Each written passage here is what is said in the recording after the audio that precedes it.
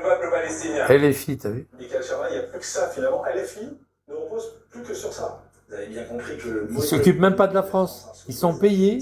C'est des députés qui sont payés par la France ou l'Europe. L'Europe. Et ils font que ça. Tout leur pognon, c'est pas pour aider les quartiers ou la France, c'est pour aider la Palestine. Ils font que ça. Il faut leur supprimer. Moi, je trouve que Macron, il devrait supprimer tous ces partis. Le parti LFI, par exemple, il devrait le démanteler, quoi. Et puis arrêter de donner de l'argent à ces mecs-là. Regarde Rima Hassan. Rima Hassan, elle est même pas palestinienne, elle est syrienne, je crois, un truc comme ça. Elle est à l'Europe. Il faut arrêter de donner le pognon de l'Europe. Elle vit grâce à l'Europe. L'Europe, c'est qui? C'est la France aussi. Truc de fou.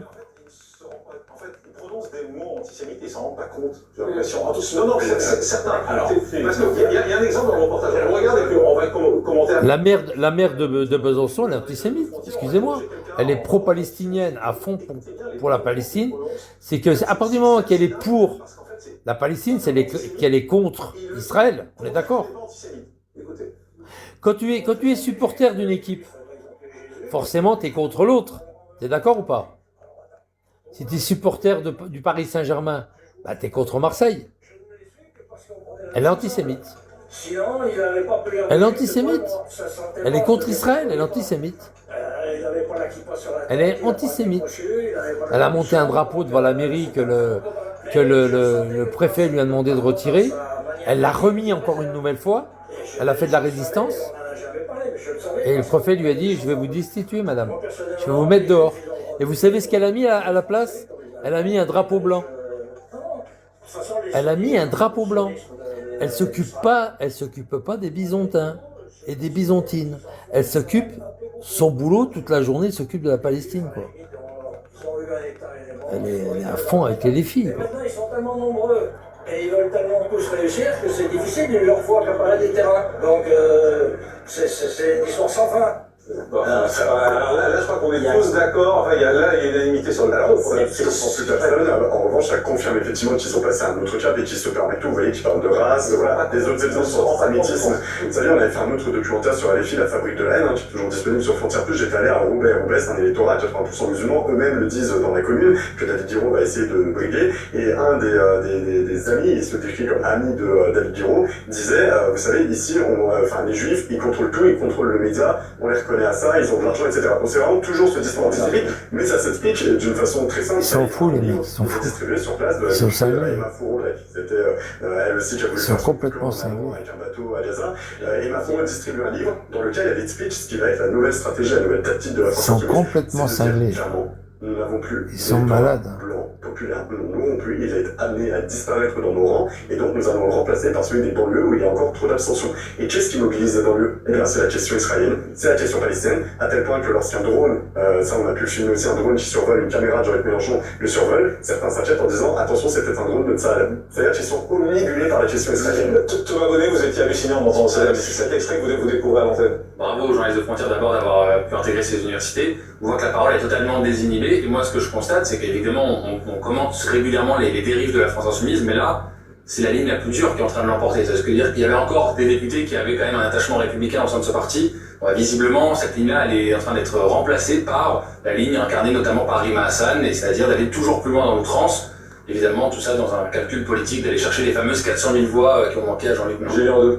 Et ce qui est frappant, c'est que Mme Florentin parlait de remplacement électoral, effectivement, puisque... c'est des fous, ces gens-là. C'est des fous.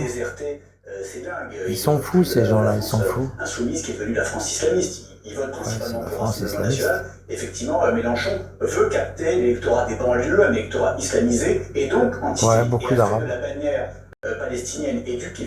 Mais ils commencent à voter pour lui. Hein. Les derniers votes qu'il y a eu, c'est beaucoup des jeunes Arabes qui sont partis voter pour les filles. La frange la plus radicalisée aujourd'hui, la plus pro-Hamas, parce que c'est pas la bannière palestinienne. Là, ça va faire mal. Hein. Tu as vu les gamins qui, quand j'étais en live hier dans Chalzeul, ils disaient vive la Palestine. Par contre, des gamins qui ont 9-10 ans, quoi. Peut-être elle avait 13 ans ou 12 ans, je sais pas. Elle disait vive la Palestine. Donc toi, déjà les parents, ils leur mettent ça dans le crâne. C'est grave. C'est une jeune fille qui défend les LGBT, et ça c'est très bien. Elle défend les droits des LGBT, elle défend surtout les Palestiniens. Voilà la Palestine. Voilà, ils viennent de le dire là. Voilà. Vous défendez pardon les LGBT, mais on sait très bien qu'à Gaza, les LGBT sont très maltraités, voire ils sont jetés du haut des immeubles par le Hamas. Et vous allez voir, et là elle nage. Et là elle nage. C'est un moment. Ouais, ils savent même pas qui sont. Regarde. Regardez, écoutez. Elle défend les LGBT, mais en même temps, elle défend les Palestiniens. Elle n'a pas compris que le Hamas, il tue les PD. Clairement, ils font des choses pour les LGBT, parce que bon, des partis de droite classiques ou d'extrême droite... Regarde la conne, regarde la conne. Le RN, il y a une espèce de tolérance un peu bizarre, mais enfin, on sait que derrière, c'est pas ce qu'ils pensent, c'est pas ce que les gens qui votent RN pensent. Elle dit n'importe quoi, là, là. Elle est floutée, hein. Ils acceptent les personnes LGBT, et ils les soutiennent, et ça fait partie de des causes qui veulent vraiment mettre en avant leur programme, quoi. Nous avons demandé à Anna comment conjuguer militantisme LGBT avec l'une des autres grandes causes du parti, le soutien à la Palestine, dont les autorités répriment sévèrement l'homosexualité. Bah, enfin, je veux dire, elle sait plus quoi dire, elle bégaye. Est-ce que c'est le moment de parler, enfin, elle bégaye. Faire la comparaison n'a aucun sens, surtout vu la situation actuelle. Enfin, il y a des gens qui meurent de faim, des enfants qui sont tués. On s'en fout de. C'est pas la question en fait. C'est pas la question. La comparaison, je trouve ça juste. T'as vu? C'est pas la question. Elle bégaye. Le Hamas, il tue les PD. C'est contre l'islam. Il tue les PD en Palestine. Ils tuent les PD. Ils tuent les homosexuels. Si Crojuju il va là-bas pour défendre les Palestiniens, Crojuju, ils vont te tuer, hein. On n'y va pas. Et même les zoophiles, ils tuent les zoophiles. Alors Amar, si tu vas là-bas... Sur la chaîne YouTube Document, dont vous avez enregistré les premiers éléments. Merci à tous d'avoir été avec nous dans un sens et Sonia Mabrouk, bien évidemment, sur le demande direct. Ah les cons, hein. À demain, Alicia, Que... Et l'autre, c'est pas qu'à dire. T'as vu, ils lui ont dit, vous savez que le Hamas... Alors ils lui ont fait voir des documents et puis des preuves comme quoi le Hamas fait la chasse aux homosexuels. Et elle savait plus quoi dire. Non, oui, mais c'est pas le sujet, il faut pas tout confondre. L'autre, elle est pour la Palestine.